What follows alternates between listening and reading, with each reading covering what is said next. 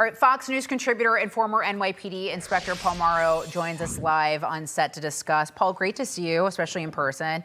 So James's team, they're trying to get this case thrown out on vindictive and selective prosecution, also arguing that Halligan was unlawfully placed in that position as the interim U.S. attorney.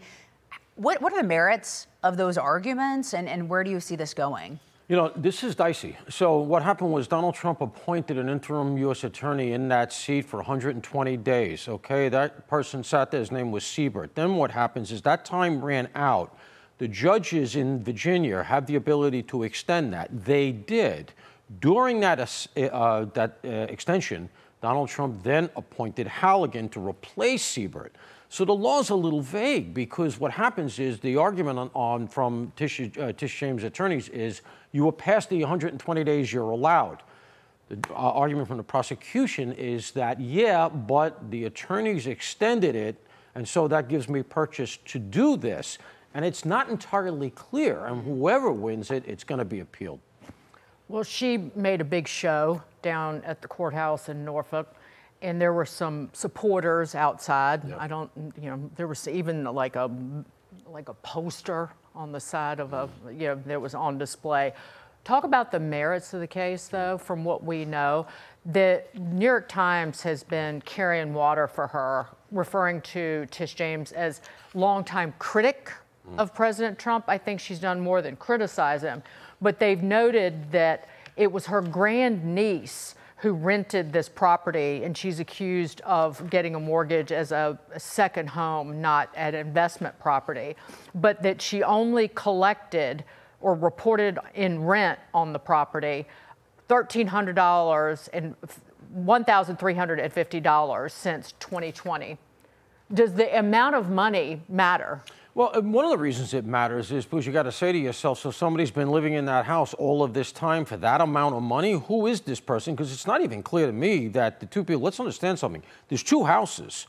In the current indictment, only one is implicated, but the other one also has somebody who's had all kinds of trouble with the law. It's not entirely clear to me, and from what I understand others, who these two people are.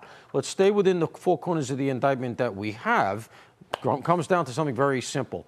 She claims that the house was not going to be for an investment.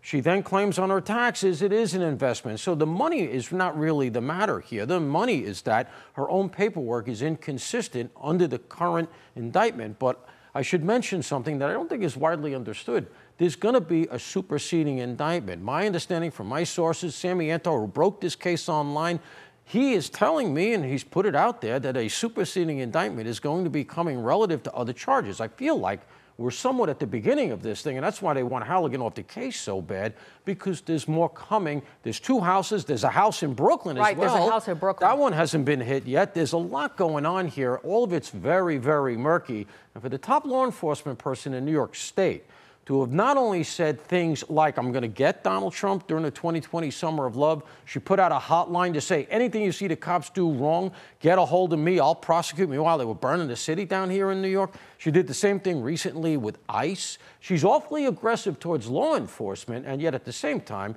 she's doing, it looks to me, like the same thing she accused Donald Trump of doing. May I just, go ahead. I just wanted to note one thing. The grandniece who is at issue with the Norfolk property, that she, according to the New York Post, had to appear across town before a different Norfolk judge because an assistant principal at her kid's elementary school sought a protective order against her because she screamed, this is according to the New York Post, that she was going to punch her in the effing face because of a disciplinary infraction one of her children received. Meanwhile, she's on probation in North Carolina and she's an absconder. Why that hasn't been bumped to a felony because she didn't complete her probation, I don't really know. She should be under a felony warrant now across state lines, which means it's within the jurisdiction of the feds, and they can pick her up. If I'm running this case, I do all of that, and I look to flip her because she knows what went on here. Well, real quick, I mean, the fact that she is New York's top law enforcement agent, how does that play out in the court? I mean, I imagine a jury is going to say,